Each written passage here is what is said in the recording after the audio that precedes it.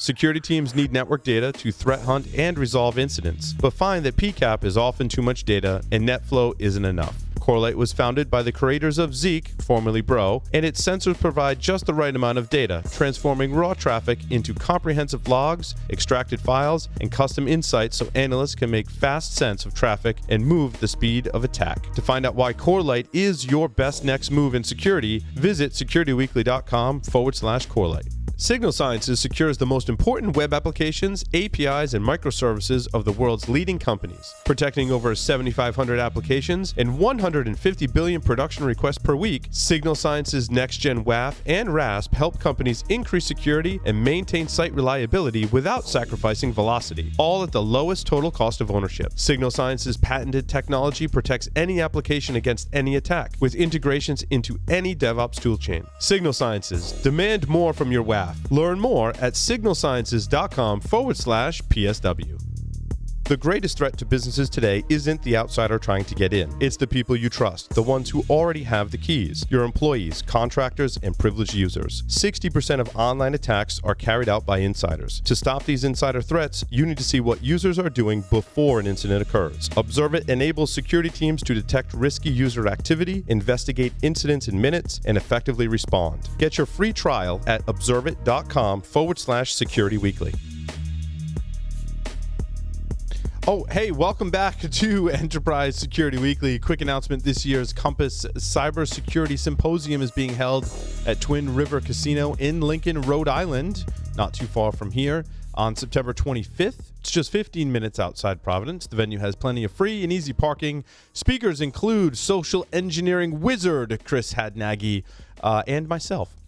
Use the discount code SW2019 to save $20 on registration. Steve Laubenstein joins us. He's worked in cybersecurity for the past 20 years, most recently as the general manager for Core Security's pen testing solutions. He now heads up the cyber threat business unit at Core Security, a HelpSystems Company. Steve, welcome. Hey, Paul. Thanks for having me on today. Yes, nice to have you. We did interview at Black Hat, right? We did. Yes. Seems like ages ago, doesn't it?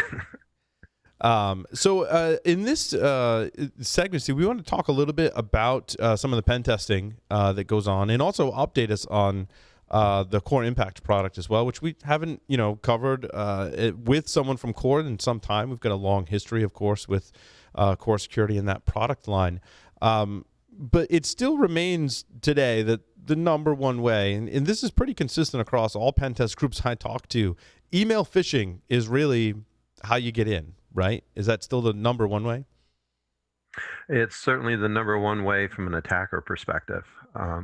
There's more issues with companies coming in and having people click on links and things of that nature and losing creds.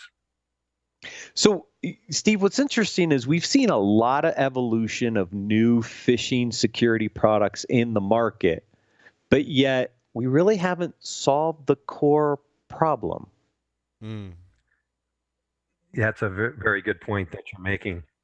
What we've seen, where we have some really mature customers from a security perspective, and they've put in some nice programs for training and educating their user bases from a phishing perspective, they're still getting click rates in the 15 to 20% area on a good phish. I mean, we're beyond the days of, hey, I live in Nigeria, I want to send you $5 million.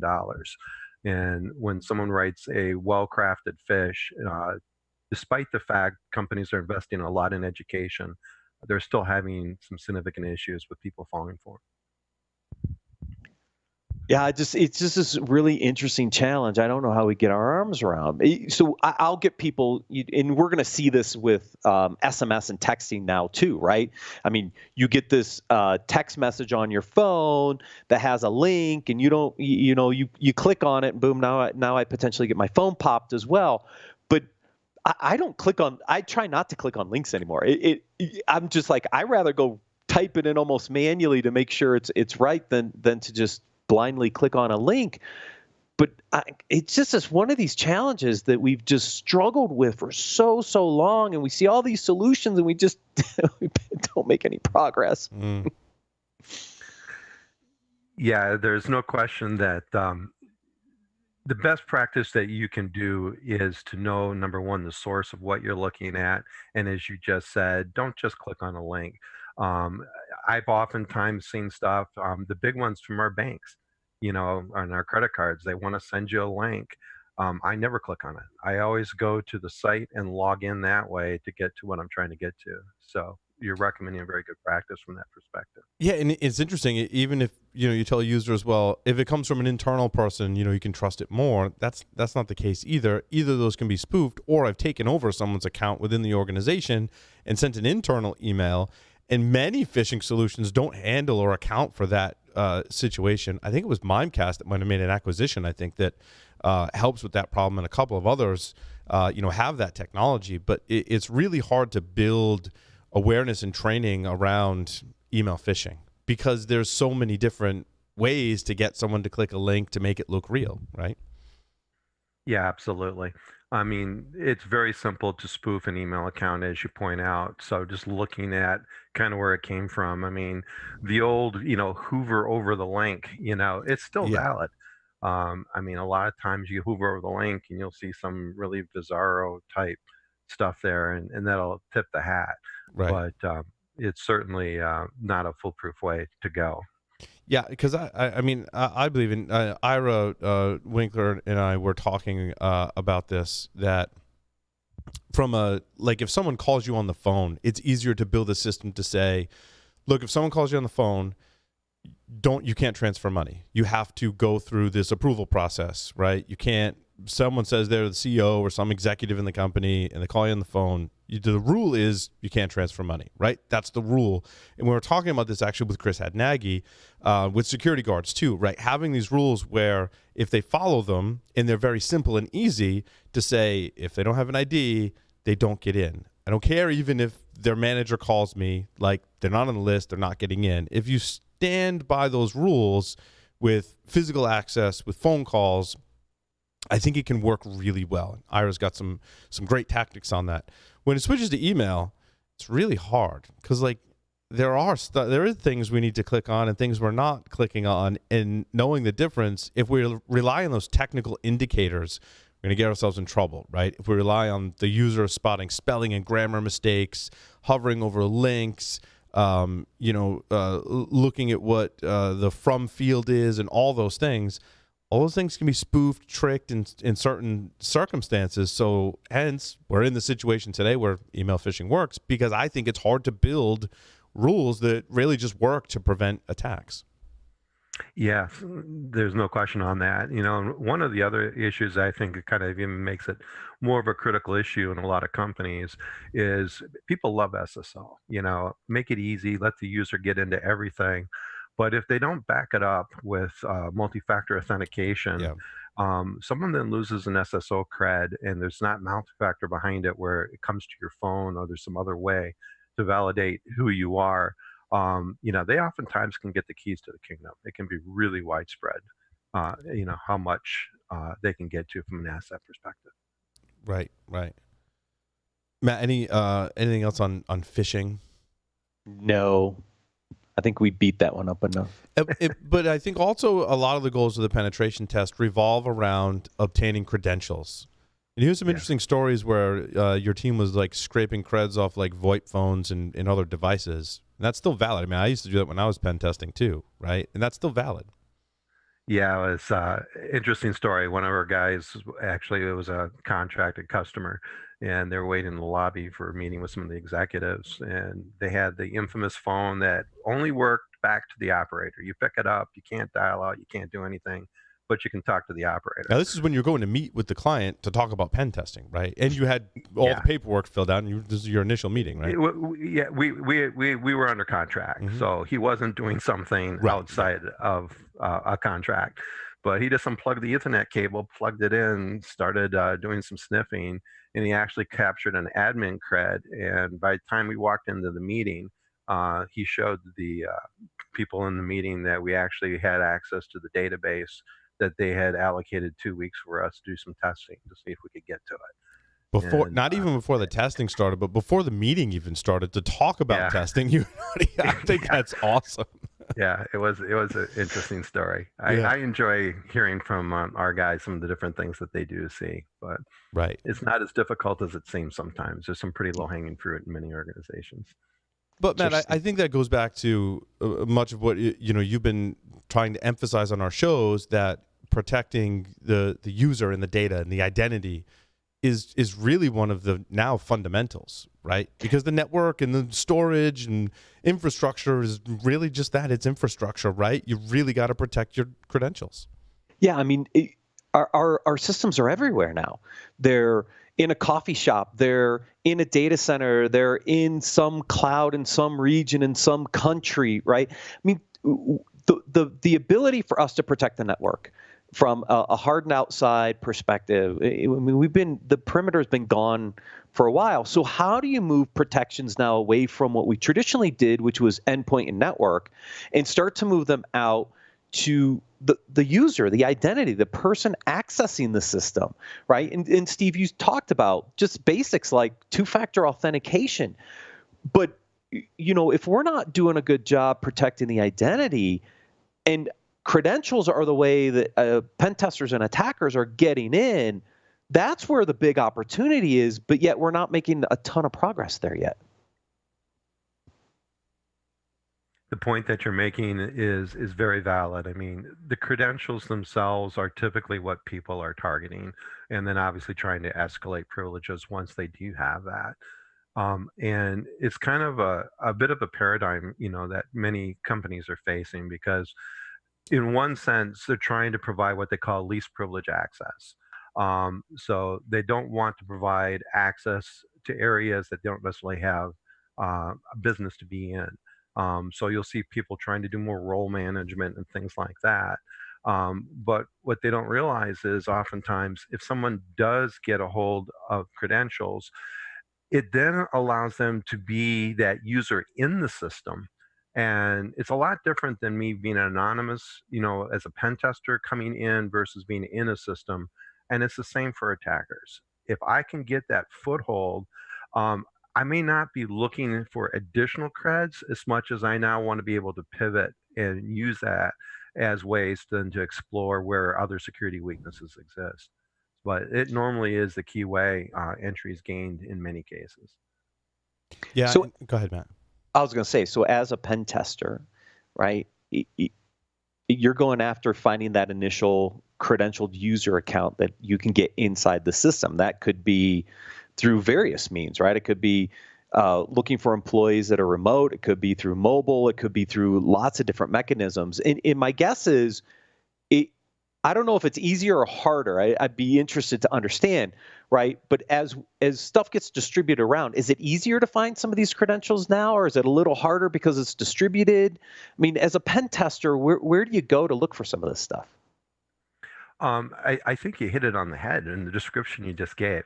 With LinkedIn and social media, et cetera, it's pretty easy to figure out who it is in an organization that you might want to be targeting, and to craft, some malicious content in a PDF or a doc that I can send a fish to you, is relatively easy, especially if it looks legit and I've taken and done some homework on the company and made it look like it's your own company.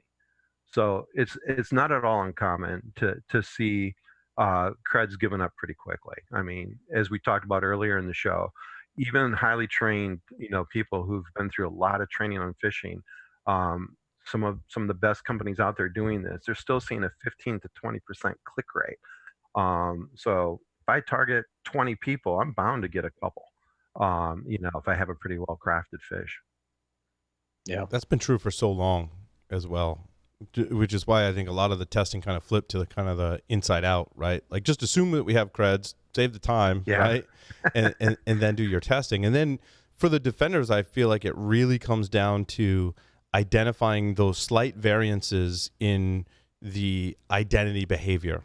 I won't even say a user, right? Because that identifies as a person, right? But that user's identity, their digital identity, their credentials, what if an attacker is able to impersonate them or use their access level, what does an attacker eventually at some point do slightly differently that the user normally doesn't do. And I think some of the best defensive technologies are really focused around that. I think we've made a lot of progress, but certainly the more systems you have, the more users and credentials and access you have, the more difficult that task can be, allowing attackers to really fly under the radar for longer. Yeah, and what you're referring to there, I mean, there's a lot of people doing behavioral analytics. There's people that are mining activity and looking, for things that are outside a time window or outside of things that people would normally do. But keep in mind that, I could come in under a developer's identity and launch PowerShell. Yep. Well, that developer probably uses PowerShell every day. Right. And once I've done that and I start moving, in the environment within PowerShell, it looks so normal from a traffic perspective. It's not so much now about the identity and monitoring what applications and stuff I'm trying to do at a surface. It's now more about me being able to move within the environment and to establish beachheads and use those as pivot points to get the higher value assets. Yeah, and it comes down to what different function calls or calls, how they're using PowerShell. Does that differ from before? And determining that, I think, is really where the bleeding edge of defensive technologies are. And that's a very difficult thing. I mean, that's why we joke about machine learning, but you need a machine learning engine to be able to detect those variances. Machine learning, I think, is very good at that. And I think it's difficult because stuff is we're typically sitting on the outside of some of that traffic and some of that data that we don't have full context or visibility into that to actually make some of those decisions, Paul, which is why I've been also especially a in big the believer. Cloud. Yeah, and we're going to talk about that in another segment on Paul's Security Weekly. Is in the cloud, that's even more difficult because you're not your systems, right? They're someone else's systems. So that's, I think, a huge problem today. Go ahead, Steve. I was going to say one other thing about the cloud too. I mean, people think of cloud kind of in two different aspects. One is cloud is very similar to your infrastructure from a pen test perspective or attacker perspective. The big difference is there's management consoles in those environments that if I can crack those, now I have access to a wide variety of assets that under that management, I can potentially get to the roles of the people assigned, et cetera. So it really adds an entirely different element when you start looking at cloud. Well, yeah, and because a lot of that is connected. One of the pen testers I spoke with, a lot of that's connected, right? So it doesn't matter where they get on the physical infrastructure internally or virtual infrastructure internally. That's got some kind of private cloud connection. So whether either or, like I'm in the infrastructure, right? Doesn't matter if I'm in the cloud infrastructure first or vice versa. So. Which I think why it's a great segue into purple teaming, right? Which is why red teamers and blue teamers working together, I think, is really how we're going to uncover a lot of these pathways and close them down. And are you doing more of those purple teaming exercises, Steve? Yeah, we're seeing most companies these days putting most of the focus in a purple team approach. And there's value to it. Number one is it's very focused. It normally has very clearly defined objectives of what they're trying to do. It's allowing you to test the resiliency of systems, but also, and probably more importantly, how are your people reacting to it? And what are the processes and procedures they follow when they identify something? It's one thing to say, okay, hey, we got a hack going on, or I've identified, that it appears something's not quite right. Now what? And that's really where we're seeing a lot of people focusing. What I like about those exercises is it brings to life a lot of the threat models that they may be either considered or dismissed, right? Like, oh, that would never happen to us, or the probability that someone will be able to do that is so low we don't have to worry about it, but not considering the impact if that does happen. And I think that's where pen testing and purple teaming comes in, is bringing to life that impact. And even though you could debate probability, the fact that it's happening, I think, brings that to life as well and makes it an important exercise for enterprises today. Yes, and I think when we were together a month or two ago, Paul, you were mentioning just the testing of tools, and that's kind of what also I mean when we talk about the resiliency of systems. How effective are the defensive tools in actually catching something or reporting it? What does it look like? I mean, one of the biggest issues most enterprises face today is alert fatigue. They got blinking red lights everywhere. And is it just another blinking red light, or is it something someone's going to actually act on? And those are the kind of things that I think purple teaming can really help people understand better and get better fine tuning of those tools that people will respond to them when they see certain types of things happen. Right. Yeah, and there's a lot of analogies we can make as to the effectiveness of your defensive tools, right? How do you know if it's detecting an attack if you're not doing a purple teaming exercise, right? How do you know the fire extinguisher in your kitchen actually works to put out a fire on your stove until you actually test it and have a fire on your stove? What's nice about purple teaming is we can do that simulated fire, right? It's kind of a bad analogy, but there's a lot better analogies we could make. But blue teamers have dozens of different tools that they're trying to integrate together to create, all these processes around the SOC and incident response. They have dozens of things to think about from a potential attack surface, right? And when somebody gets in, and helping educate them on how you got in should ultimately, hopefully, make the tools that you've invested in or find gaps in your toolings to make your defenses better. And it's that closed loop of purple teaming that I think is the important part. Is a lot of times we used to see the red teams, deliver the report, but the defenders never really understood what was going on to adjust and make adjustments on their side. So, having those two teams integrated together, I think, is really a better, effective way in helping better secure the enterprises. Yeah, I absolutely agree with that. What we see is the fine tuning of the systems is normally one of the key objectives now of purple teaming. It's not just can I bust you with this or that, but it's getting whatever tooling that they have in place, fine tuned and adjusted, that they're getting better telemetry. Again, we don't need more blinking red lights. We really need to be able to dial it into a point that I can identify this, and then I have a process I'm going to follow if I see that. And that's typically how people are building out these processes and identifying the needs that they have and the gaps. I mean, they may find that, hey, look, we don't have tooling in place that's going to help us address this. So what other compensating controls, can we put in place to help protect? Right. And maybe find some tools that aren't effective and maybe need to be replaced, which is also a valid strategy as well.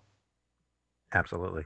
Now, Steve, Core Security has, world-class pen test teams, right? And there's several world-class pen test teams out there, but not every enterprise can hire world-class pen testers or even very experienced and highly skilled pen testers with a lot of experience. And when we started talking about product updates, I think that was one of the things that made me realize that you can start to fill some of that gap. Because we all don't have, a pen tester with 15 years of experience, right? There's only so many of those people in the world, and they can't always be looking at your network, right? As much as we'd like that, but I'm sure you have to go from client to client, right? You're not doing one client all year long, right? Yeah. So basically what we do from a product perspective with Core Impact is really try to make pen testers more capable and also make them more efficient. And in the capability area, what we're doing is trying to guide newer testers with what we call rapid penetration testing. Let's say you want to do some SQL testing. We'll give you a path to go down. We'll help them as far as generating agents and how to pivot in the environment and do a lot of the things that it takes time, if you're doing this in a more manual way with open source tools, things of that nature. And with more advanced testers, it's just trying to give them, more efficiency through the ability to be able to team and hand something off to somebody, the ability just to have audit logs done for you. Pen testers spend way too much time going back and documenting and trying to build out the audit logs and all the things that they've done through screen scrapes and things like that, or also providing in reports. So that is an area that we've really focused in on with the product over the years. And we have a large customer base, both in government circles and commercial, that have that same problem you just alluded to. They can't hire enough people with the skill sets that they need. And this helps them get more people on the bench and get them more effective sooner. And I think that audit log is very in screenshotting and making that not automating the test, but automating certain tasks is important for junior pen testers because let's face it, all of us at some point who do pen testing, we've been a junior pen tester at some point in time, right? Let's not lose sight of that. Mm-hmm. And I think one of the common things when you're a junior pen tester is you may gain access to a system and you're like, cool, and you're excited, and it's one of the first times you've done that, maybe outside of a lab, and then you're like, what did I do, and where are my findings? How do I tell someone what I did? I can certainly tell them, hey, look, I'm in, right? But how did you get there? And it's like, oh, forgot to take a screenshot or generate a log here, right? I think that's a common mistake in junior pen testers. Yeah. And the other really famous thing that always typically happens is the company knows there's some pen testing going on, either on-site or off-site, and it doesn't matter what happens in the environment. Question number one is, we got pen testers in here. Did they do that? Yeah. And, yes, so exactly. You really have to be able to show what you've done, where you've been, but maybe more importantly, where you've not been, what you've not done. Right. Yeah, don't knock over a system in production, right? Because they get a little upset. I've done that. And that's actually sucks. one of the key ththings that Core Impact helps prevent, because we really highlight those things that could be somewhat detrimental. Warning: you may not want to do this in a production environment. Here's why. Right. Versus just say, yeah, run this. This could have some interesting results. Well, Ed Scotus gave the best description of a buffer overflow. It's clear, concise, and he said basically it's a controlled crash within an operating system. And so, when you think about it that way, you're like, oh, yeah, it has the potential to crash, to have adverse effects on the system in a buffer overflow example. Of course, that's just one attack vector, but yeah, and especially with older systems, things can get knocked over easier than you realize. So you always need to show discernment and discretion as a pen tester in an environment, because you don't necessarily know for sure that you're not going to have an effect on a system that is in production. And it's interesting when you're building things like software, for example. It's a little easier, I think, for a programmer to pick up where I left off, right? Because, like the programmers, Jack we have on staff, he'll read my commits in Git and read the source code. And if I'm like, dude, can you just pick up where I left off? Like, I got to go to a conference or whatever. And he can step in and see the log and pick up where I left off. When we flip that into testing, if Jack and I are pen testers, and I'm like, hey, can you pick up where I left off? If I don't have a tool, there's a lot of handoff that I have to do about like what I've tried, what's worked, what hasn't, right? And in Core Impact, you've made that easier to pass off to other people, right? Yeah, exactly. We call it teaming, but basically it allows you to do what you just described. I can come in, I can see exactly where you've been, what you've done. If you got an agent on a system, I can go onto that agent. I can continue from there. So it does provide a lot of efficiencies and allows people with different skill sets to do different things. As you know, in pen testing, people typically have a lot of expertise in very specific areas, maybe so not others. And, maybe I want you to take over for this next piece because we've worked really hard, and the last thing I want to do is get busted and have to start from scratch. Right. So exactly. Right, especially if somebody's really good at getting initial entry and getting onto the box. Maybe somebody's better at figuring out the best way to do lateral movement, and you hand it off to somebody else. And that functionality allows some of your senior pen testers to actually take some vacation every once in a while. Exactly. Or move on to different parts of the test or another test entirely. I let the agent that is the payloads or payload system inside of Core Impact always amazed me. And there's a great. Does it still play a sound when a new agent deploys? Does it still say new agent deployed? You can have various audible and notifications. Responses. Now it used to be Alex Horan's voice that said new agent deployed. And he's from New Zealand, so he's got a very wonderful voice with an accent. And Alex worked at Core, and Alex and I go way back, good friends. And so one time at a test. I had a student intern working with me, And I said, look, here's your mission. Take this USB thumb drive, which had the core impact agent on it. I said, you're going to pretend like you're from the help desk because you're a student and it was a college, right, that I was pen testing. But you're going to say you're from the help desk and you got to work on their computers. And I strategically sent him to the sensitive areas of the organization, right? You're going to go to human resources. You're going to go to finance. You're going to go to careers, wherever it was, right? Financial assistance. And that's the systems that I want you to go after. And so I had Core Impact running, right? And the, IT and security people were kind of, in and out of the office. And I'm like, we're going to do this part of the test. And all of a sudden you just heard Alex's voice going, new agent deployed, new agent deployed, new agent deployed, new agent deployed, new agent deployed. And the IT and security people were like, oh, boy. So that's a great story. Hey, what's ironic about that story? USB is still an effective way. It still works today, and it wasn't anything fancy. I mean, we've seen the USB Ninja cable, right, which looks like an iPhone charging cable that can deploy payloads and has Wi-Fi capabilities. Mine was just I took the executable that was a Core Impact payload, I copied it to the thumb drive, and I'm like, just copy that and double click on it, and you're done. And then you can remove it, and then you're done from there. So it's awesome. Which is why you decided we should hand out USB drives to Black Hat, because there was no malware that I put on those. I'm just saying, if China or whatever, someone else got a hold of those in transit, I was not responsible for the supply chain, and they did come from China. So outstanding. So Steve, if people want to learn more, what should they do? coresecurity.com.